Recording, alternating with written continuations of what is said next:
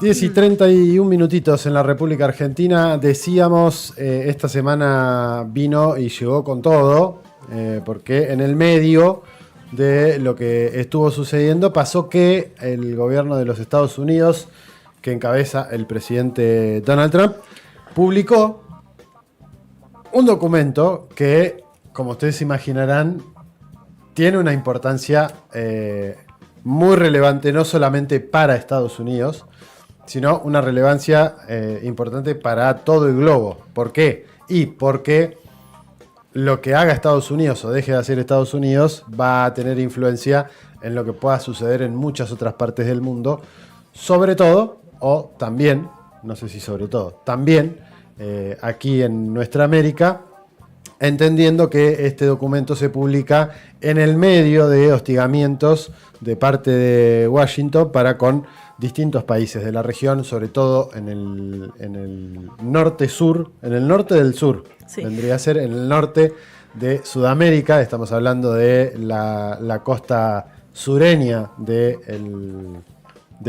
Caribe, donde Venezuela y Colombia tienen un gran porcentaje de costa y de vendría a ser titularidad, sí. Vendría a ser alcance marítimo.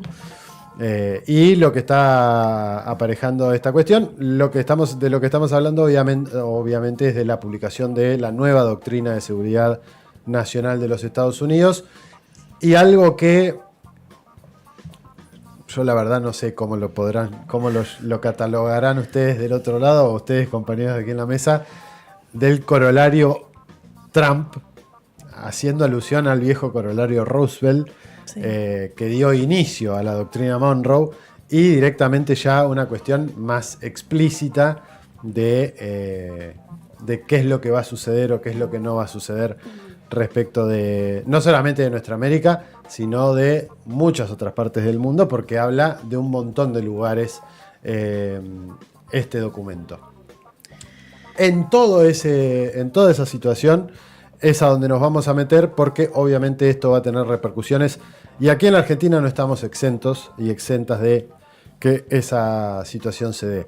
Y para profundizar, para analizar un poco más en detalle y tratar de comprender más en fino qué puede llegar a suceder, estamos en comunicación con Sergio Eiza. Es doctor en Ciencias Políticas, es profesor en la materia de Defensa y Seguridad Internacional en la UBA, y obviamente le agradecemos por estar conectado para charlar unos minutos con nosotros.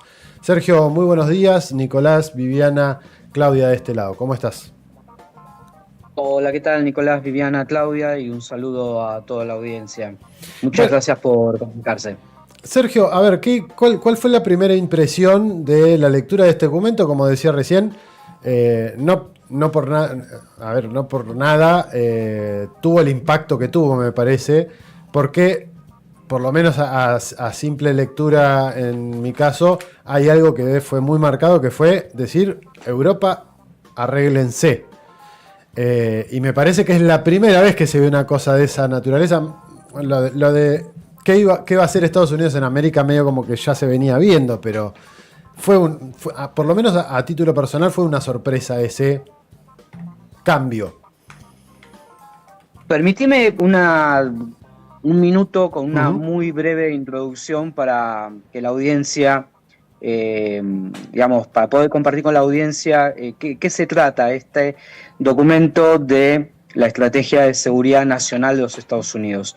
Es un documento que se emite desde el año 1987, cada 4 años, durante el primer año de cada gobierno. El presidente emite este documento, y este documento es un documento rector que ordena todas las políticas que tienen impacto en la seguridad nacional de los Estados Unidos. Próximamente, a principios del año que viene, va a salir la estrategia de defensa.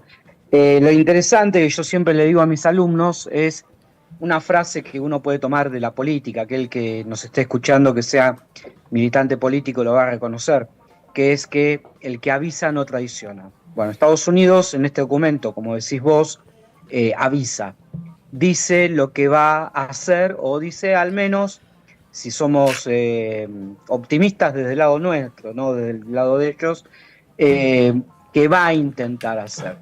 Y esta primera lectura, que podemos, digamos, siguiendo tu presentación, es la lectura que hace sobre Europa, ¿no? Hay una lectura sobre Europa, no solamente de que le dice a los europeos, arréglense, les pide que pasen de gastar en defensa 2% del PBI al 5% del PBI, lo cual eso se traduce a que Estados Unidos deja de ser el garante de la seguridad europea.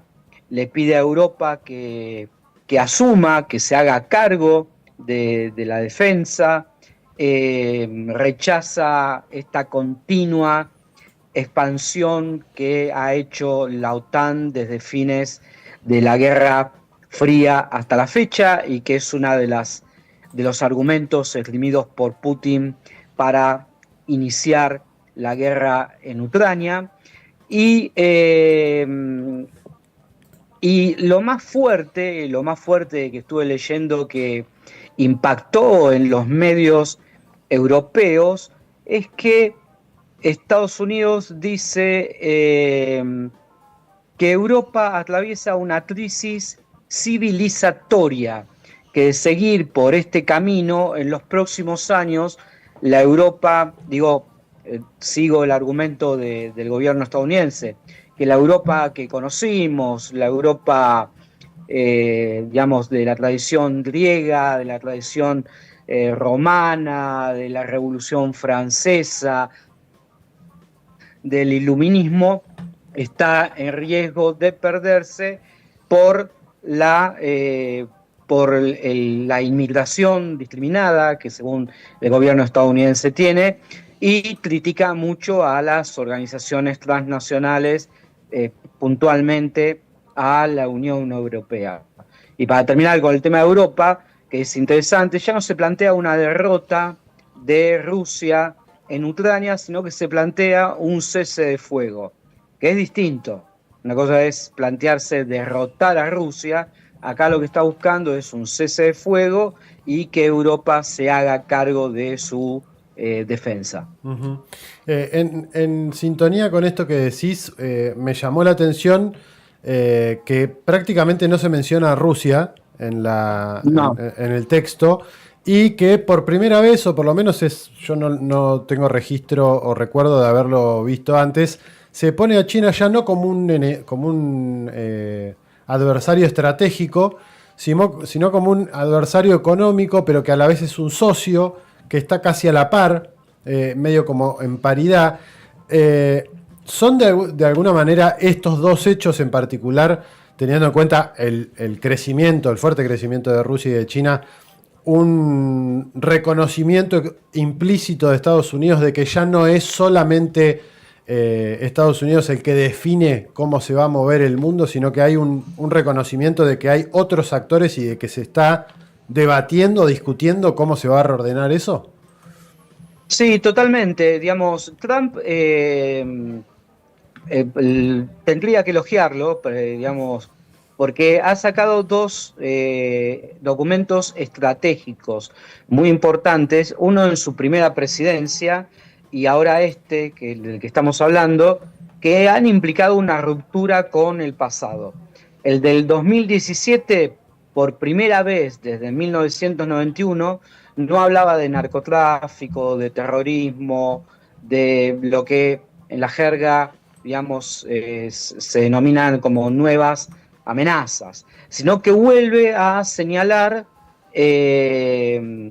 amenazas estatales. Es el retorno del Estado a la estrategia de seguridad de los Estados Unidos. Y en ese entonces señalaba como las 4 principales amenazas a China, Rusia, Irán, Corea del Norte, y recién en quinto lugar aparecía el terrorismo.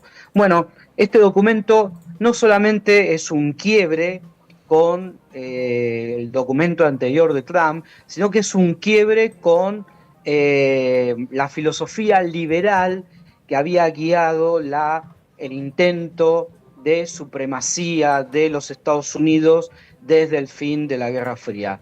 Desde el fin de la Guerra Fría, Estados Unidos intentó expandir la democracia liberal y la economía de mercado neoliberal en todos los países del mundo.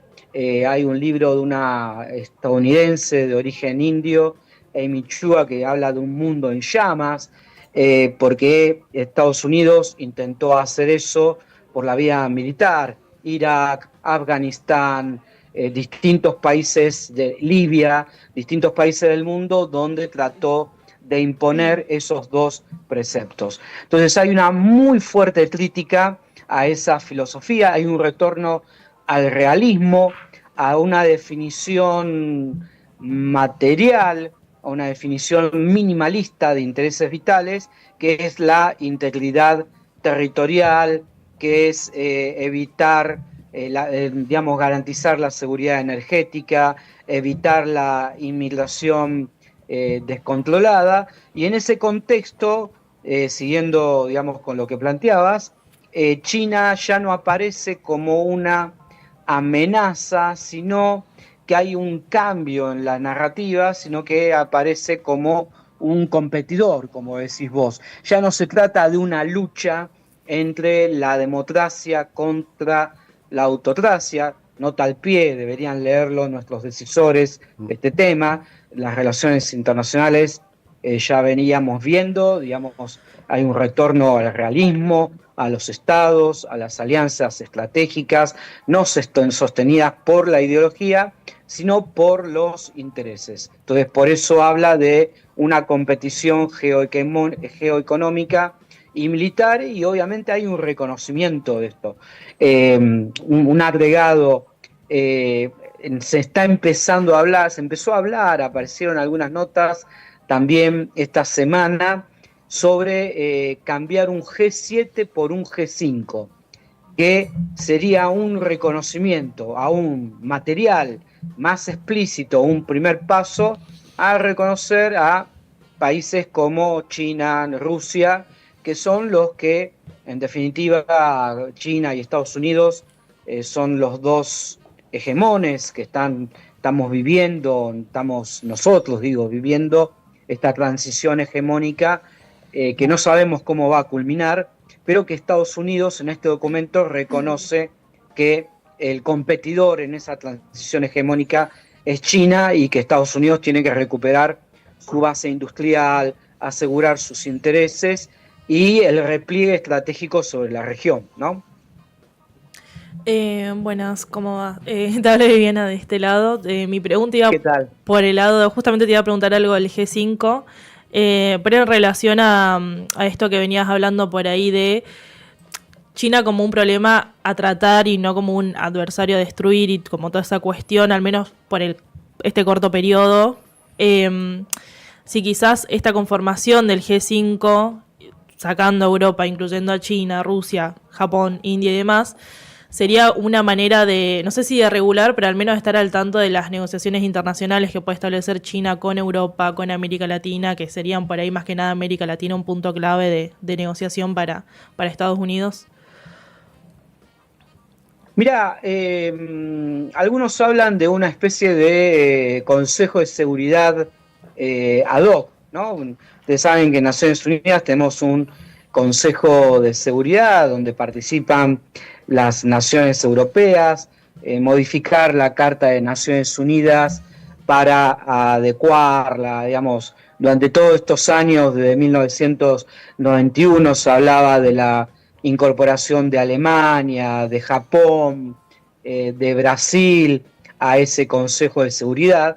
Acá lo que está diciendo Estados Unidos es que ese mundo se acabó. Entonces hay que crear no instituciones, porque hay un rechazo a esa filosofía liberal que guió las decisiones de política exterior de los Estados Unidos, sino de crear instancias de diálogo para evitar problemas que puedan derivar en alguna escalada de tipo militar. O sea, vamos a competir con China, pero vamos a competir con China digamos, de la misma manera que en algún momento de 62 hicieron con Rusia, digamos, con un teléfono rojo, con advertencias.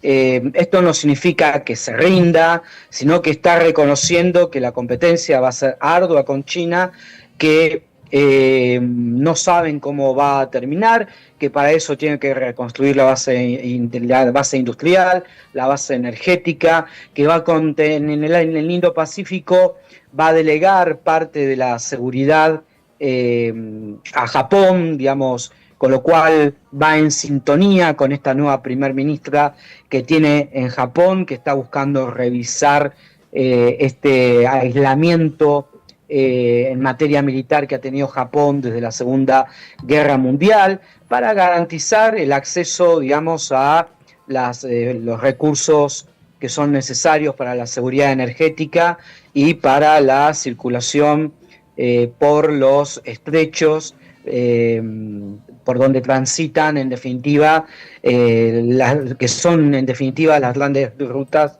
de comercio que alimentan la economía mundial y también la economía de los Estados Unidos. Entonces, en ese sentido, el G5 parecería ser una propuesta de coordinación más que la creación de una institución formal al estilo Naciones Unidas. Estamos leyendo, por lo menos, enmarcándolo dentro de la filosofía que plantea el documento. Sí, en definitiva, como para agregarte a esto, de hecho Trump ha amenazado en algunos casos y lo ha concretado en algunos otros, diciendo nos podemos ir de la OTAN, nos podemos ir de la ONU, nos podemos ir de acá, de allá, del Consejo de Derechos Humanos, nos vamos y no pasa nada. Digamos, la institucionalidad creada post-Bretton Woods se la pasó por donde no le da el sol y dijo, no me importa más, y tiene que ver con esto que decías del realismo, que es una teoría, una escuela de pensamiento en relaciones internacionales, que precisamente se basa en esto, bueno, puedo hacer esto y lo hago, porque lo puedo hacer. Y me parece que en esto que decías, se termina como rompiendo, de alguna manera, esa institucionalidad post-Bretton Woods, digamos, que ya veíamos que estaba flaqueando por todos lados, y además este concepto de la cuestión de la globalización como sistema de interconectado a nivel global entre todo, me parece que ahí también hay como una reconfiguración en las cadenas de suministro, esto de sobre todo en inteligencia artificial o en tecnología, del choque con China, y cómo de a poco entre los dos parece que se están poniendo de acuerdo para decir, bueno, yo me voy para este lado, vos vas para acá, qué sé yo. Y en ese escenario quedamos nosotros como medio geográficamente encerrados en, no sé si lo que puede llegar a ser una disputa cruenta, o sí, la verdad que espero que no, pero el escenario, digamos, si vamos a lo que era la vieja doctrina Monroe, de tratar de sacar del continente a las potencias extrarregionales, estamos hablando de cortar con la influencia Rusia y China, básicamente, y sabemos que tenemos muchos países, por más que Milei reniegue, tenemos vínculos comerciales y de otro tipo con China, porque es el mayor socio comercial o el segundo mayor socio comercial de casi todos los países de la región. ¿Cómo pinta en ese escenario el devenir de lo que puede llegar a suceder? Ya, es lo que, bueno, decía antes, ¿no? Hay un repliegue estratégico de los Estados Unidos sobre el continente. Ayer, digamos, una funcionaria de los Estados Unidos volvió a hablar una palabrita que hacía rato que no escuchábamos, que era patio trasero, ¿no? Tenemos este nuevo colorario, el colorario Trump de la doctrina Monroe, teníamos el de Roosevelt, donde Estados Unidos, digamos, se plantea como objetivo evitar que se siga expandiendo la influencia económico y comercial, pues no hay influencia militar, hay una fuerte influencia económico-comercial, principalmente de China, Rusia, digamos, en Venezuela, algunos otros países tiene influencia en cuanto al tema de venta de armamentos, pero lo de China ha sido básicamente Primero vienen con la cuestión económica y comercial, han inaugurado un puerto enorme en Perú y que están hablando de conectarlo con el Atlántico a través de Brasil. En Argentina tiene numerosas inversiones. Entonces Estados Unidos, que tenía desatendido al continente americano, vuelve a poner el foco en el continente americano. Este repliegue estratégico implica recuperar fuerzas dentro de los Estados Unidos, asegurarse la región, no porque nos quiera, ¿no? Siguiendo con esto que aclarabas vos muy bien de la escuela realista, sino para garantizarse el acceso a activos estratégicos regionales. Habla de Vaca Muerta explícitamente, los jefes del Comando Sur hablaban de el triángulo del litio. Yo a eso le agrego que en este continente americano, en Argentina, en Chile, con lo cual deberíamos prestar atención y terminar con estas disputas tontas ideológicas del actual gobierno. Tenemos 3 pasos bioceánicos naturales, a diferencia del Canal de Panamá. El Canal de Panamá, si se produce algún ataque militar, queda inutilizado, pero el Estrecho de Magallanes, el Canal de Beagle y el Mar de Oces, más conocido popularmente, tristemente, por el pasaje Drake, son lugares que le va a permitir a Estados Unidos acceder al Pacífico, que es el espacio donde puede empezar a proyectar poder marítimo China. Hay una tenaza, ¿no? Desde el Indo-Pacífico y desde el Atlántico Sur. Y por otro lado, en el Atlántico Sur también deberíamos preocuparnos, sobre todo Chile y Argentina, que Estados Unidos, junto con Gran Bretaña, se están reposicionando, están tratando de ocupar la primera fila, como si estuviéramos en un cine, para tener la cercanía a la pantalla, en términos figurados, que va a ser la discusión que se va a abrir en el 2048 sobre el Protocolo de Madrid, que es el que va a abrir o no, vamos a ver qué sucede, la explotación de los recursos mineros en la Antártida. Entonces, se acabó las 3 periferias de lo que muchos hablábamos en estos años, digamos, que eran más importantes para Estados Unidos, México y el Caribe. Acá, digamos, lo que estábamos en la tercera periferia, Brasil, Chile, Argentina, somos relevantes por la cercanía al continente antártico y porque tenemos los pasos bioceánicos que le permiten a Estados Unidos, buscando un sostén logístico, por eso se habla de una base naval combinada, integrada, o aunque sea una base argentina que preste, o sea, una base que sea nacional, pero que le permita prestar sostén logístico a la flota de los Estados Unidos para proyectar poder en el Pacífico y hacia la Antártida.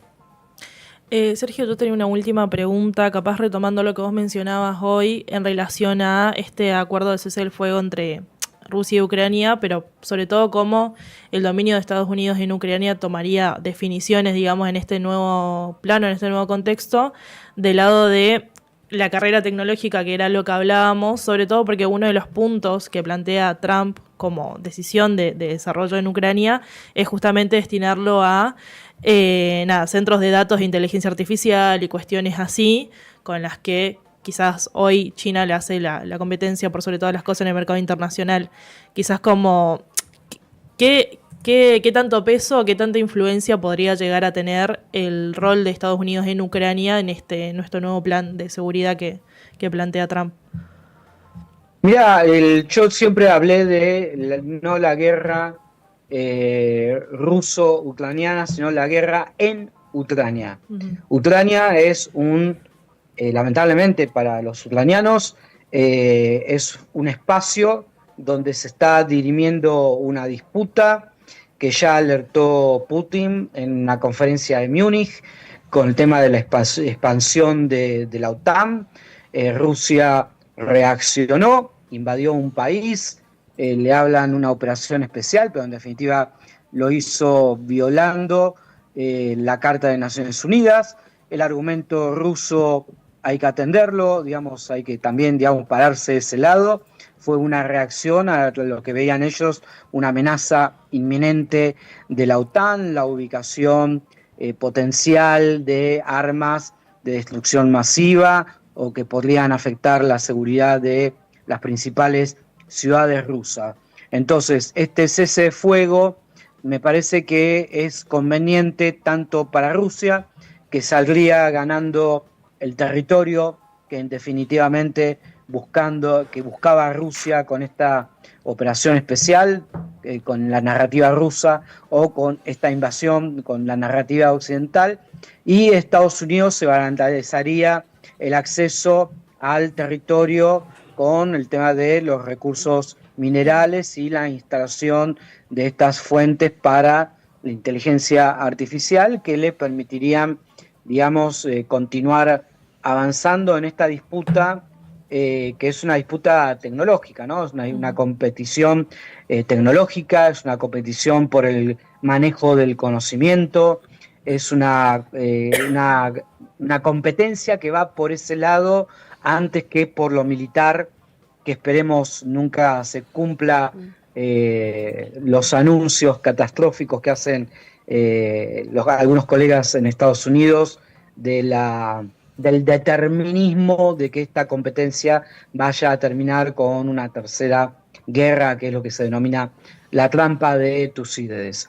Así que me parece que Rusia, cuando más esto se estire, es beneficioso para Rusia, para forzar una negociación, para alcanzar sus objetivos políticos que se había planteado en esta operación militar, que era quedarse con el oriente de Ucrania. Vamos a ver cuánto significa eso, si incluye Odessa o no incluye Odessa, y con una influencia decisiva de los Estados Unidos sobre lo que quede del Estado ucraniano. Así que coincido plenamente con lo que decís vos. Sergio, está claro por lo menos que parecería que no va a haber tercera guerra mundial, por lo menos, o que los europeos están tratando que sí.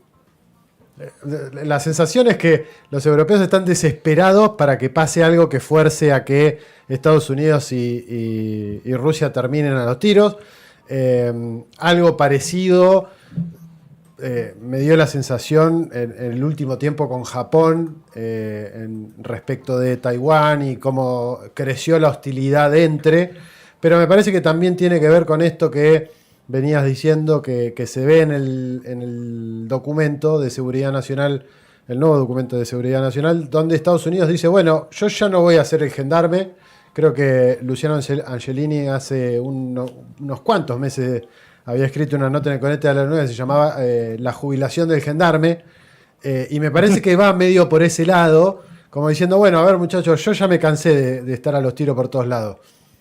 Háganse cargo ustedes de la seguridad, y esos son los momentos de tensión o los focos de tensión que se están viendo medio como agravados.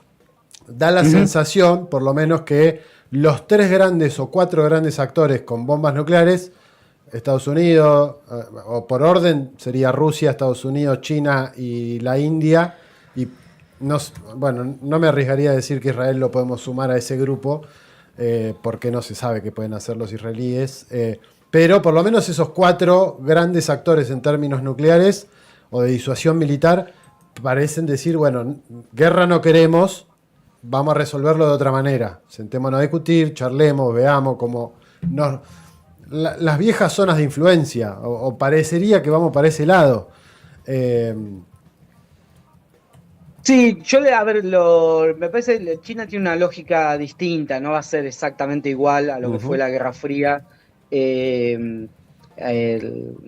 Habría que ver, digamos, cómo termina proyectando China su poder. Hasta ahora parece lo que busca es ganar mercados, lo que busca ganar es acceso a fuentes de energía, recursos minerales, pero no le interesa exportar ideología. Es una diferencia sustancial con lo que fue la Guerra Fría. En esa lógica me parece que sí vuelven las zonas de influencia, va a haber roces en esa zona de influencia, va a haber instancias de diálogo como hubo con Rusia en esa zona de influencia. Tengamos en claro que nosotros somos el patio trasero para los Estados Unidos, somos zona de influencia donde va a aplicar palos. Vos lo decías al principio, ¿no? Lo que está sucediendo en el Caribe, y va a aplicar zanahorias para disciplinar al continente americano. Acá, por suerte, no hemos recibido palos, pero hubo una ayuda económica importante que le permitió a Milei ganar las elecciones, presiones en las elecciones de Honduras, opiniones sobre las elecciones en Chile, la segunda vuelta ahora que se va a producir también en Chile, el cambio de gobierno en Perú, digamos, Dilma Boluarte ya había cumplido su ciclo. Ahora habría que seguir garantizando que el proyecto neoliberal siga vigente. Entonces, estamos entrando a mí no me gusta hablar de una segunda guerra fría, estamos hablando sí de un orden bipolar, donde los dos polos que van a pesar van a ser China y Estados Unidos. Esto también lo señala Roberto Russell. Donde hay otras potencias que son importantes, Rusia e India, a mi criterio, Rusia obviamente ya lo juega, India va a empezar a jugarlo cada vez más. Y por otro lado, esta expresión bien clara de los Estados Unidos de compromiso limitado. Bueno, Europa, arréglense, gasten en defensa, solucionen ese problema, pues si no van a desaparecer como civilización, pero nosotros, como dijiste vos, vamos a este tema de ir a arreglarle los asuntos a ustedes, no, arréglenlo ustedes primero y nosotros nos comprometeremos en tanto nuestros intereses estén afectados. Intereses en sentidos estrictos, que afecten la seguridad de los Estados Unidos, y la afectación de la seguridad de los Estados Unidos no es por que alguna democracia o alguna autocracia en algún lado, digamos, intente imponer un régimen totalitario y bueno, Estados Unidos quiere exportar la democracia. Bueno, ese mundo se acabó, esa política de Estados Unidos se acabó, es una política realista lo que está planteando Trump,